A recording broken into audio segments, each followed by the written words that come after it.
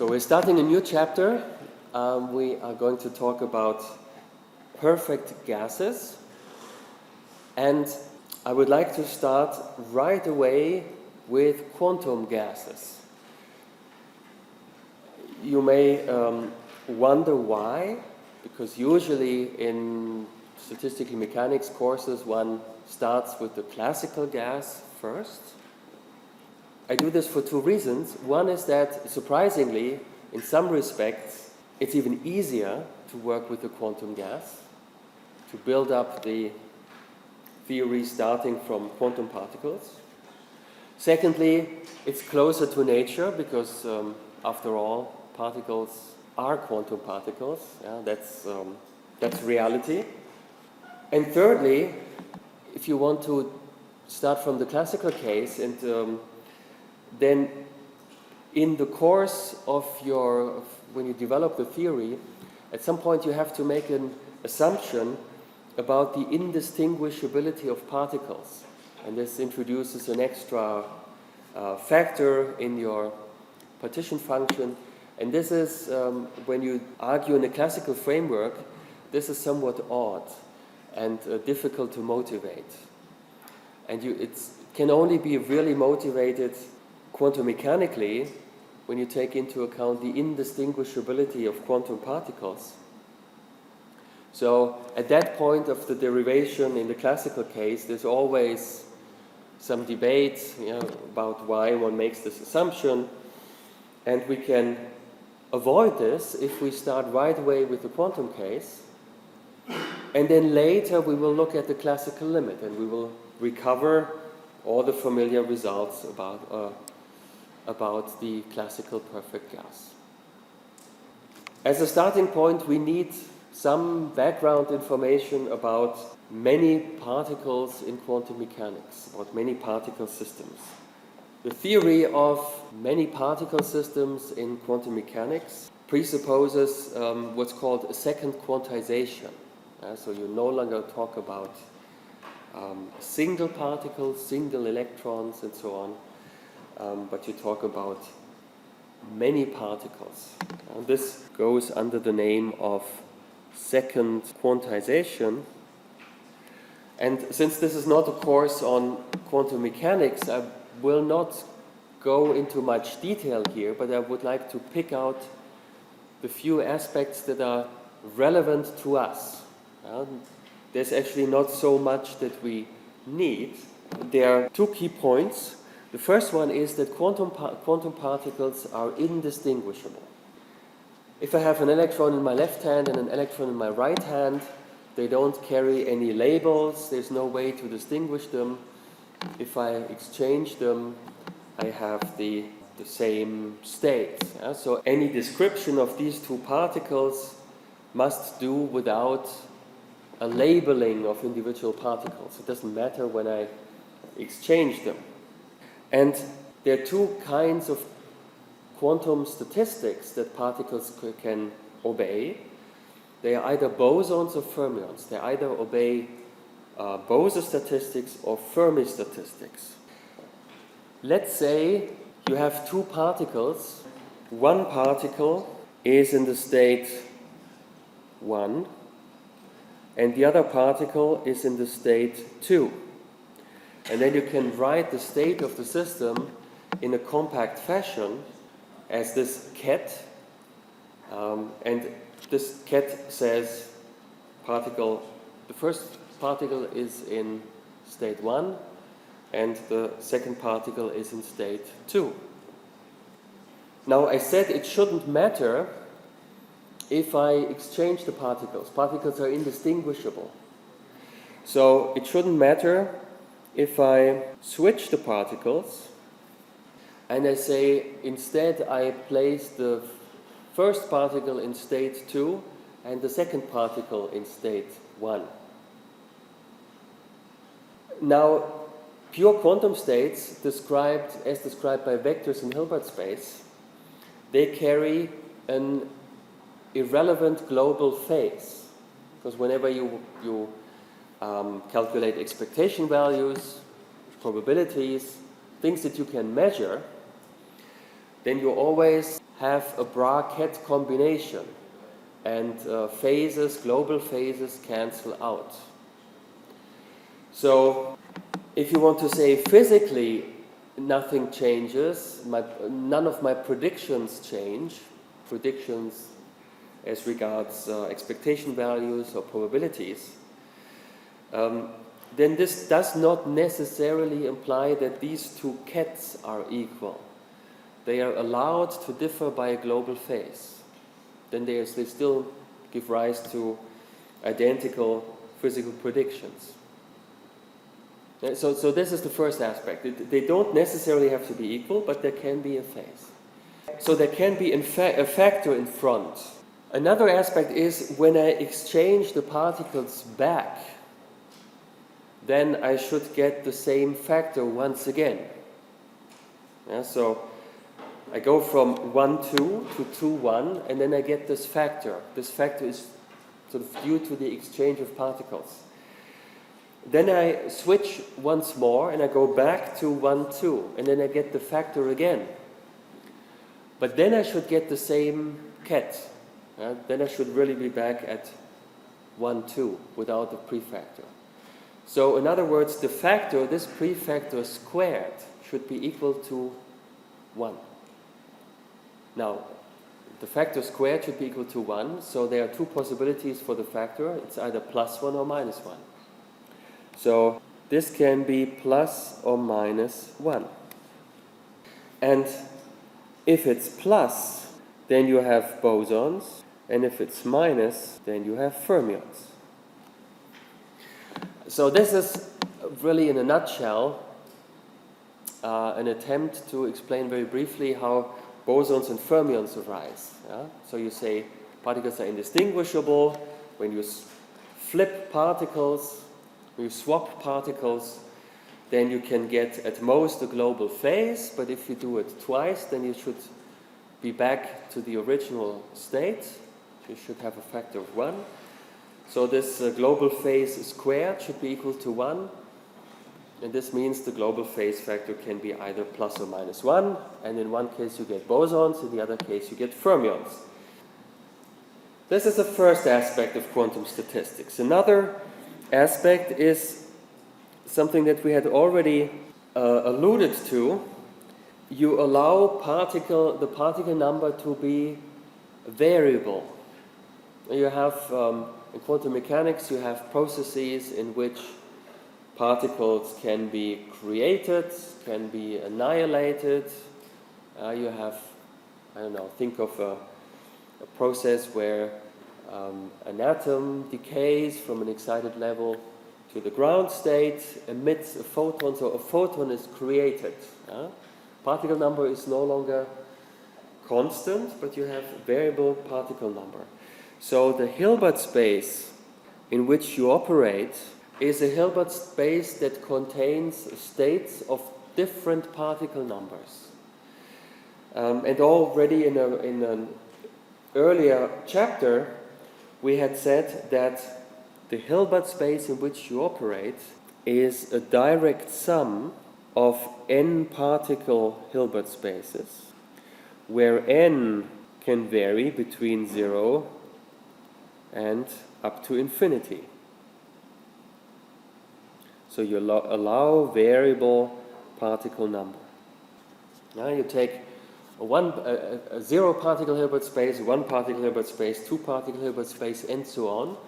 You glue them together mathematically. This is a direct sum, and this gives rise to your total Hilbert space in which you can have states of different particle number. Such a Hilbert space is also known as a Fock space. As I said, you can create or annihilate particles, and there are operators that achieve that. They're called creation or annihilation operators, and they are denoted by A dagger and A. This one here The A dagger creates and the A annihilates a particle in the state I. These creation and annihilation operators, they satisfy certain commutation or anti-commutation relations. For bosons, the commutator of two annihilators and the commutator of two creators vanishes. And the commutator of an annihilator with a creator, this is 0 if they pertain to different states, if I and j are different, and it's 1 if the states are the same. So this gives a Kronecker delta ij. You may have seen this before in your quantum mechanics course when you discussed a harmonic oscillator. There were these ladder operators where you could climb up and down the spectrum of a harmonic oscillator, and they satisfied the same commutation relations. And in fact, when you quantize lattice vibrations in a solid, you have many harmonic oscillators. So you have your atoms that sit at sites, various sites in a, for example, on a crystal lattice in a solid, and then they start to oscillate. In classical mechanics, this would be sort of many coupled harmonic oscillators. When you quantize them, you get phonons. Since they are quantized harmonic oscillators, the creation and annihilation operators of phonons satisfy these relations, and indeed phonons are bosons. So this is no coincidence. In contrast, for fermions, you have very similar relations, only that instead of commutators, you have anti-commutators. So for fermions, you have that the anti-commutator of two annihilators and of two creators is 0, and the anti-commutator of an annihilator with a creator is the Kronecker delta. An anti-commutator is defined as AB plus BA. So for the commutator you have a minus, and for an anti-commutator you have a plus. Now you can play with these operators and check that these relations are compatible with the signs that we saw above that you get when you exchange two particles. Now, in a way, the only consequence of all that is truly relevant for us in statistical mechanics is the consequence that this has for the occupation number. We can introduce an occupation number operator, Ni, and this is defined as Ai dagger Ai. This is an operator which, when applied to an n particle state, returns the number of particles in state I.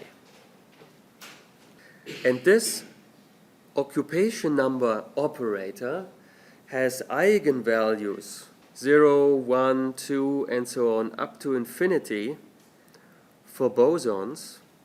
So in the case of bosons, you can have arbitrarily many particles, an arbitrary number of particles in any given state.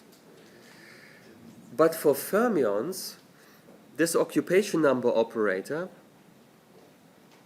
has only two eigenvalues, namely 0 and 1. This fact reflects the Pauli principle. The Pauli principle states that when you have fermions, any state can be occupied at most once. Then let's look at the Hamiltonian, the Hamilton operator for a perfect quantum gas. Perfect quantum gas means there are no interactions between the particles. So we just have a sort of a collection of particles non-interacting. It's a single particle Hamiltonian, has a spectrum with single particle energies epsilon I. And then the Hamilton operator for the entire gas, for the perfect gas, has a very simple form. It's sum over I, epsilon I, and then the occupation number operator Ni. So you simply count the number of particles in the level I, multiply with the energy of that level, and sum over all the levels. And this gives you the total energy. And this is reflected in this form of the Hamilton operator. No interaction, but possibly there may be an external potential. Right? All the particles might be enclosed in a box, for example, and you can model a box by a potential well with very steep walls on the side. So they are all in the presence of an external potential, and the external potential is reflected in the energy spectrum. Yeah? So the epsilon I take into account a possible external potential. We can also introduce or very simply we can write down the operator for the total particle number. The operator for the total particle number is simply the sum over all the Ni's. So I count the occupations of all the individual levels, and I sum over all the levels, and then I get the total particle number. At this point, we can immediately write down the grand canonical partition function. And we are already using our liberty that we can pick the ensemble that is most suitable for practical calculations. So even, there are cases where the particle number may vary, may not be given as a sharp constraint. Then, of course, we should use the grand canonical partition function anyway. But even if we have fixed particle number, we can still decide to describe the system with the grand canonical partition function, because we learned in the thermodynamic limit doesn't make a difference, and it will turn out that calculations are particularly simple if we use the grand canonical partition function.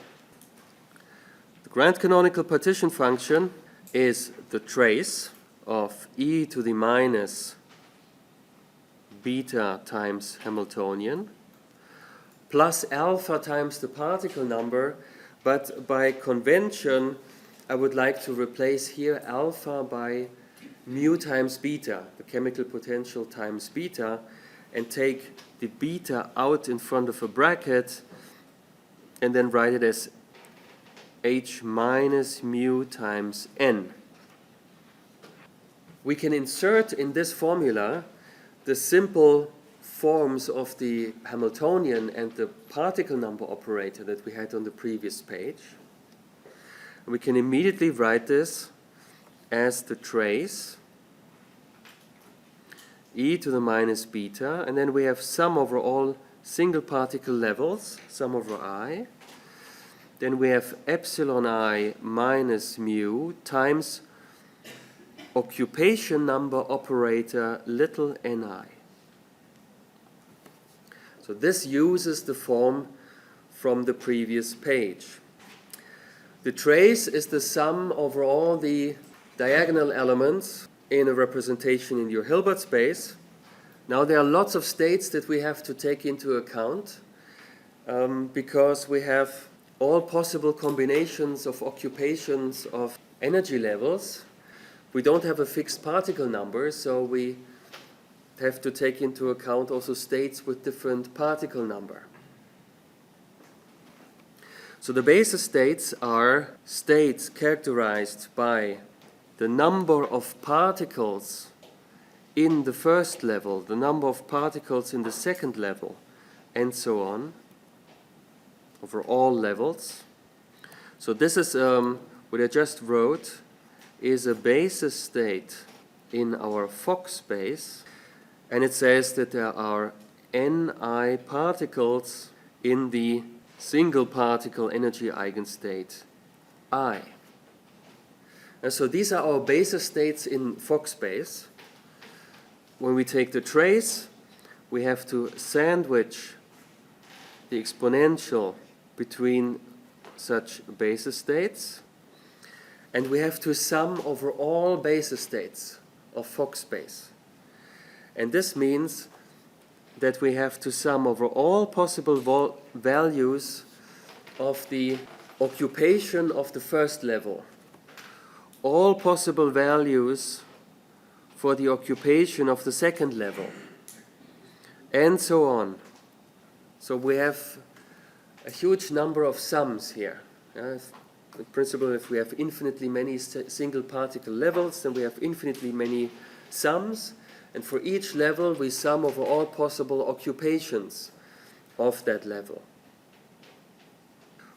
The summation range of these sums, let's take the first sum here, sum over Ni, sum over all possible occupation numbers for the first level. Here we have to distinguish between bosons and fermions. If we have bosons, then our sum goes from 0 to infinity. But if we have fermions, our sum only goes from 0 to 1. So at this point there is a crucial difference between bosons and fermions. Then this matrix element here, the basis states are eigenstates of the occupation number operators. So this matrix element is easily evaluated, this diagonal element in this basis. We simply have to replace the occupation number operator by the pertinent eigenvalue. So we simply replace this by e to the minus beta sum over I epsilon I minus mu times Ni without a hat. This we can also write as we have a sum in the exponent, and so we can also write this as a product over all I e to the minus beta epsilon I minus mu times Ni. But this object here I would like to denote by a new symbol. This is a little xi. With this abbreviation we can write the grand canonical partition function as sum, all the sums as before, and then we have a product over all I, all single particle levels, xi to the power ni.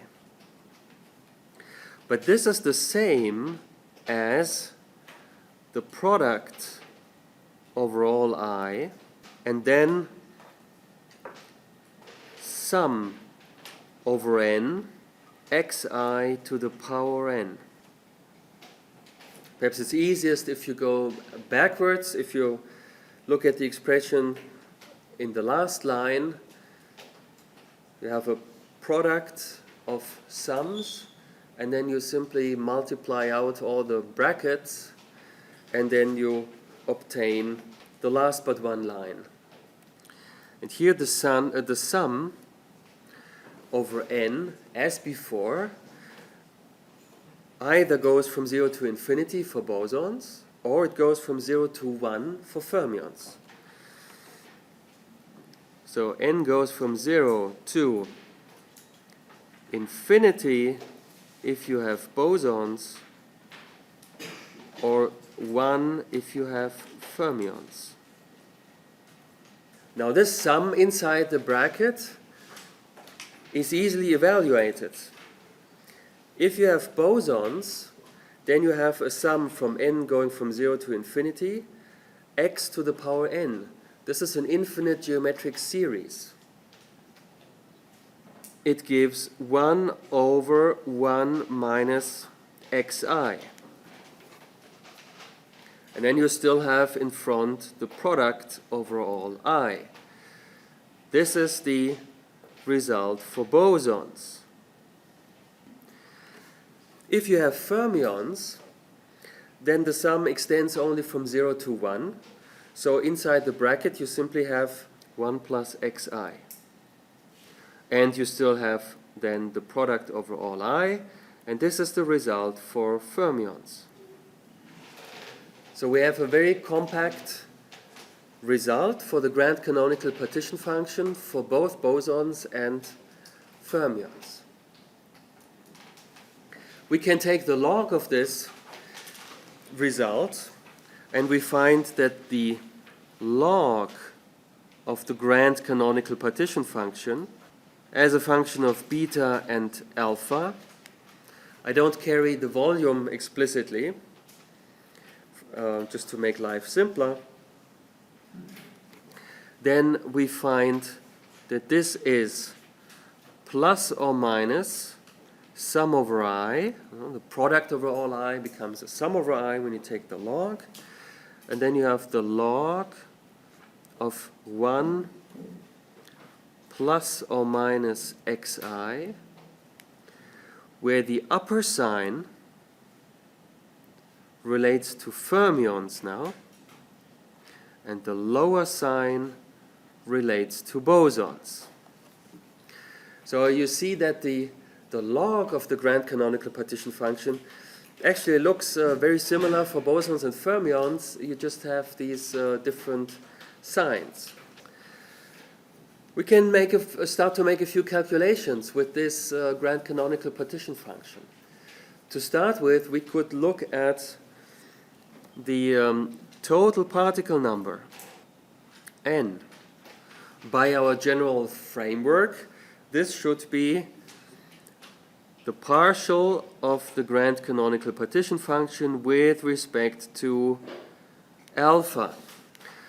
We can use the above formula for the log of the partition function, and we find plus or minus sum over I. The derivative of the log is 1 over 1 plus or minus xi. And then we have the inner derivative, and that is plus or minus the partial of xi with respect to alpha. You see the plus or minus cancel out. Remember xi, that was this exponential. Let me show it to you here again. Xi, that was this exponential e to the minus beta and then epsilon I minus mu. You can go back and write it in terms of the alpha. Then you have e to the minus epsilon I, and then without the bracket, plus alpha. When you take the derivative of e to the alpha with respect to alpha, you get e to the alpha. So in fact, the derivative of xi with respect to alpha at fixed beta gives you xi again. So this is in fact equal to xi. And hence this is equal to sum over I. Now we can take this inside the denominator and also write this as xi to the minus 1 plus or minus 1. And then we remember once again the definition of the xi to find that this is sum over I 1 over and now e to the plus beta times epsilon I minus mu plus or minus 1. Again, this is a formula that some of you may have seen before. It's the Fermi or Bose distribution. This is in fact the occupation of the ith level, and when I sum them all up, sum over all I, then I obtain the total particle number. There's also a more rigorous derivation of the fact that what I encircled in gray, that this is actually the expectation value of the occupation number of the ith level. Yeah, you can have a more rigorous derivation of that. Here it's just a heuristic argument. We have the total particle number is the sum over all I. And then it's very natural to identify the summand with the occupation of the ith level. But if you want to do this more rigorously, then you can write a formula for this expectation value of Ni using the grand canonical state, and then again relate it to a partial derivative of the log of the partition function, and you recover this result here. Already from this very first result, we can draw some interesting qualitative conclusions about the behavior of fermions and bosons. Let's start with fermions. For fermions, we have the formula for the occupation number, 1 over e to the beta epsilon I minus mu, and we have the plus sign. Again, remember on the previous page in this general formula that the upper sign relates to fermions and the lower sign relates to bosons. So in the case of fermions, we have the plus sign in the denominator. What are immediate consequences that we can draw from this formula? Let's look at the behavior of fermions at temperature going to 0, at very low temperatures. This means that the inverse temperature beta goes to infinity. This in turn means that the occupation of the ith level in this limit depends on whether the epsilon I, the energy of that level, is larger than mu or smaller than mu.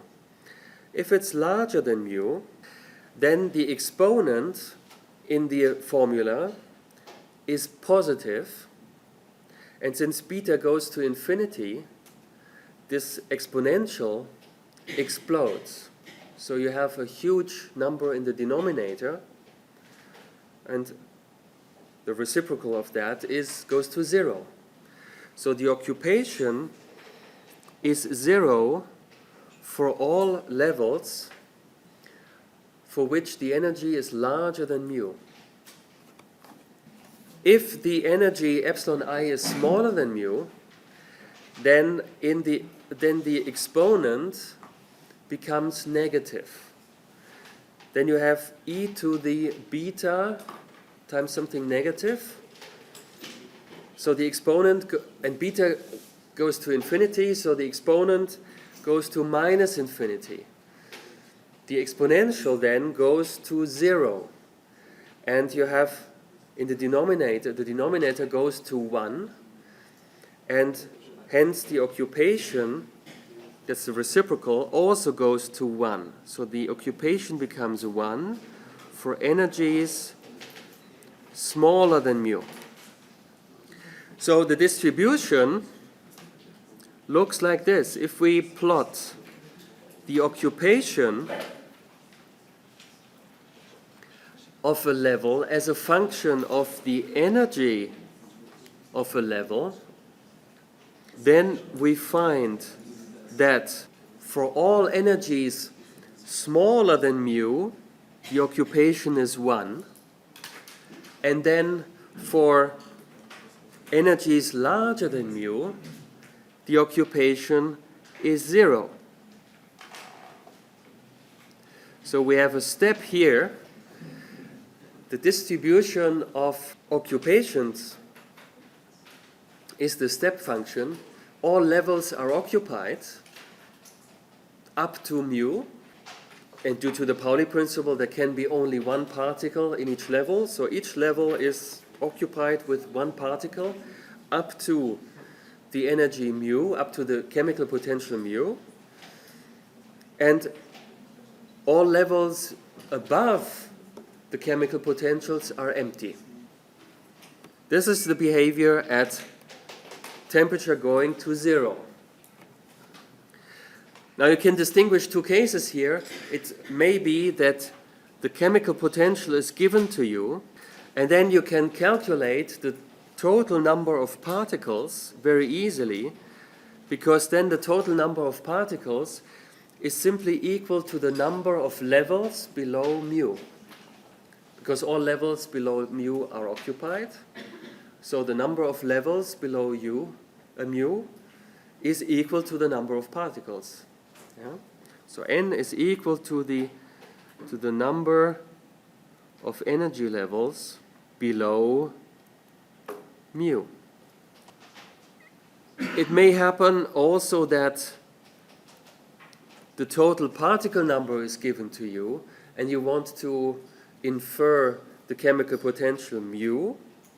Now in this case, strictly speaking, mu is not uniquely defined, because at least for a finite system, you always have discrete levels. In the large size limit, in the thermodynamic limit, then of course the spacing tends to 0, and it's practically a continuum. But strictly speaking, if you look sort of very precisely, then you could have here, say, the nth level, and here the n plus 1th level. And all you can say then is that the mu, the chemical potential, is somewhere between the nth and the n plus 1th level.